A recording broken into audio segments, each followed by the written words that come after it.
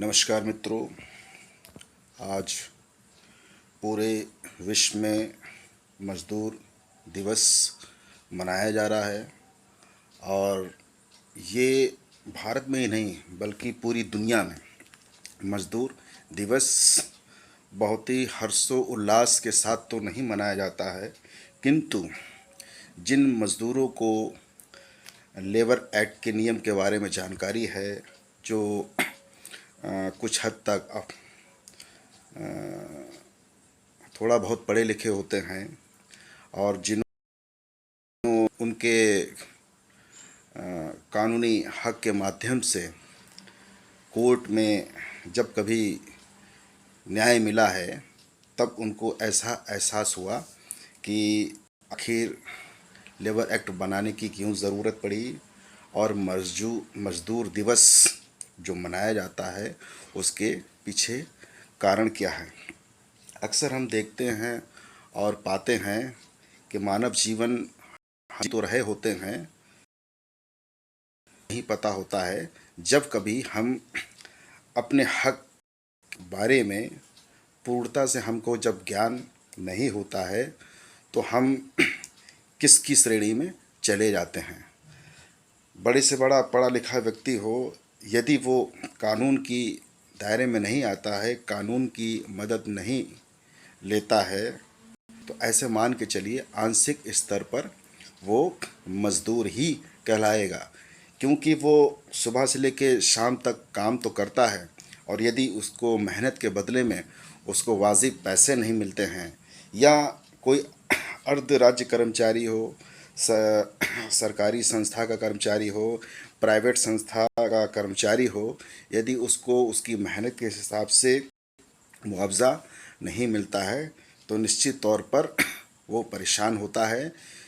तो ऐसे ही इन मज़दूरों की नहीं बल्कि पूरे विश्व स्तर पर हर प्रकार के मज़दूर हों, चाहे वो सरकारी विभाग के मज़दूर हों, चाहे वो आंशिक स्तर कर्मचारी हों, प्राइवेट कर्मचारी हों। ख़ास तौर से महिलाओं के संबंध में हम ये कहना चाहेंगे, उन्होंने बहुत अच्छी तरीके से वकालत की। सबसे पहले तो मैं डॉक्टर भीमराव अंबेडकर जी का बहुत बहुत धन्यवाद देना चाहूँगा कि उन्होंने इस देश के अंदर सिर्फ एक वर्ग को लेकर नहीं चले, वो हर धर्म, हर लिंग, हर संप्रदाय, हर मज़हब, चाहे वो पुरुष जाति का हो, चाहे वो स्त्री जाति का हो, यहाँ तक कि जो थर्ड जेंडर होता है उसके बारे में भी उन्होंने बहुत कुछ सोचा। बहुत ज़्यादा ना बोलते हुए सिर्फ हम कम शब्दों में ये बात को समझाना चाहेंगे। आखिर आज के दिन पर बहुत से प्राइवेट संस्थान में मज़दूर दिवस क्यों मनाया जाता, आखिर इसके पीछे कारण क्या है। डॉक्टर भीमराव अंबेडकर जी ने सबसे पहले दिनों को, घंटों को दिनचर्या के हिसाब से बांटा था। आज से कई वर्ष पहले जब हमारा देश आज़ाद नहीं हुआ था, तो देश आज़ाद होने से पहले मज़दूरों को 14-14 घंटे काम कराया जाता था। तो डॉक्टर भीमराव अंबेडकर जी ने कई बिल, ड्राफ्ट, अमेंडमेंट बनाए और उस समय पूर्व की, जो कि देश आज़ाद नहीं हुआ था, किंतु आंशिक स्तर पर कांग्रेस की कुछ नीतियां और सरकारें चला करती थी, जिसमें उन्होंने कई प्रकार के संशोधन कराए। सबसे पहले तो उनका ये प्रयास रहा कि 14 घंटे के बजाय मज़दूरों को 8 घंटे काम करना होगा, 8 घंटे की सेवाएं लेनी होंगी। 27 नवंबर 1942 को उन्होंने 7वीं लेबर पार्टी कॉन्फ्रेंस में ये अमेंडमेंट बिल पास कराया कि मज़दूरों से 14 के बजाय 8 घंटे काम लिया जाए। दूसरा, जो भी व्यक्ति जिस स्तर का कार्य करता है, समान वेतन यदि लेना है तो समान काम का समान वेतन होना चाहिए। मज़दूरों के लिए उन्होंने 10 बिल ड्राफ्ट पेश किए थे, किंतु उस समय पूर्ण तरीके से सरकार हमारी नहीं बन पाई थी। किंतु जब जब उनसे किसी प्रकार की राय या मशवरा लिया जाता था, तो उन्होंने मज़दूरों के हक़ में बहुत अच्छे अच्छे निर्णय लिए। 9 अप्रैल 1946 को मजदूरों के लिए मजदूर फंड बनवाया।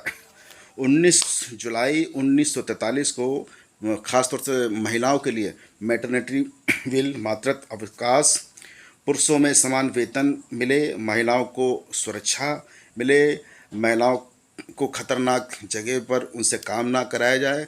कोल्स माइंस, बहुत से ऐसे खाद्यान्न, बहुत से ऐसे समुद्री इलाके क्षेत्र हुआ करते थे जहाँ पर उनसे काम लिया जाता था, उस काम को उन्होंने बंद करवाया। रात्रि में महिलाओं को किस प्रकार से सुरक्षा दी जाए, यदि मैटरनिटी लीव पर हैं और वो महीने में चूँकि 30 दिन होते हैं, अगर 15 दिन वो नहीं जाती हैं तो उनका आंशिक जो वेतन बनता है वो आंशिक वेतन उनका ना काटा जाए। कुल मिला के उन्होंने गरीब वर्ग के लिए, निम्न वर्ग के लिए, पुरुष और महिलाओं दोनों के लिए बहुत से अमेंडमेंट बिल लाए। उनके अमेंडमेंट बिल के बारे में हम अगर सही तरीके से बताना चाहें तो सही तरीके से, पूर्ण तरीके से बता पाना भी मुश्किल है। 1926 में ट्रेड एक्ट बनवाया गया। 13 नवंबर 1943 को trade union amendment bill pass करवाया। 15 अगस्त 1936 इंडिपेंडेंट लेबर पार्टी की स्थापना की, और उस पार्टी की स्थापना करने के पीछे सबसे मूल कारण यही रहा है कि गरीब वर्ग के, मध्यम वर्गीय वर्ग के, खास तौर से जो पढ़े लिखे उच्च कोटि के शिक्षित लोग हैं, आने वाले समय में, आज भी वर्तमान समय में देख रहे होंगे, बहुत सी प्राइवेट्स कंपनियों में, वो चाहे दिल्ली हो, चाहे मुंबई हो, चाहे वो महाराष्ट्र हो, चाहे XYZ कोई भी स्टेट हो, वहाँ पर उनको बहुत सी परेशानियों का सामना करना पड़ता है। इन्हीं अमेंडमेंट बिल के माध्यम से, डॉक्टर भीमराव अंबेडकर जी के प्रयास से, ये जितनी भी मज़दूरों को आज की तारीख में सुविधाएं मिल रही हैं और भविष्य में जितनी भी सुविधाएं मिलेंगी, इसके पीछे सबसे बड़ा जो स्रोत है, सबसे बड़ा जो मूल कारण है, वो डॉक्टर भीमराव अंबेडकर जी की अच्छी सोच है।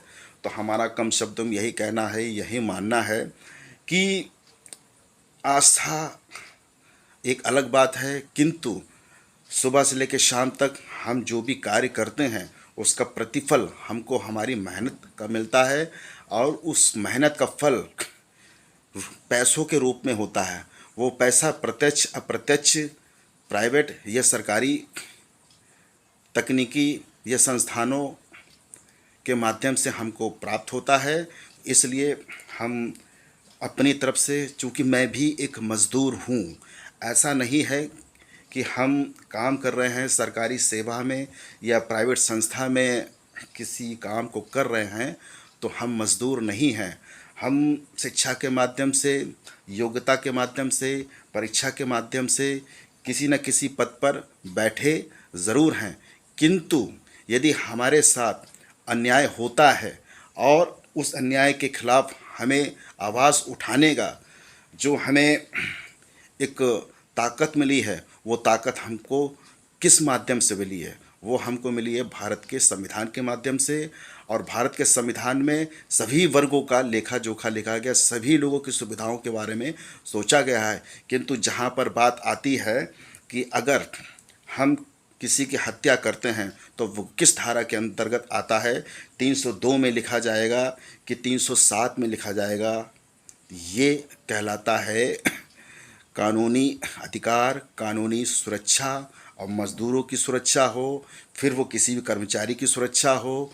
कुल मिलाकर आज के वर्तमान समय में भारतीय संविधान के माध्यम से, डॉक्टर भीमराव अंबेडकर के प्रयास से ही हम सभी इस भारत देश के मज़दूरों को नहीं बल्कि विश्व स्तर पर मज़दूर को ये सुविधाएं मिल रही हैं और सुविधाएं मिलती रहेंगी।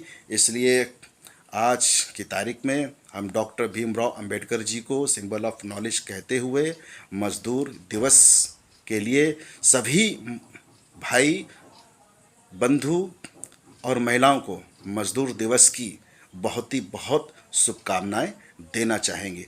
जय हिंद, जय भारत, जय संविधान।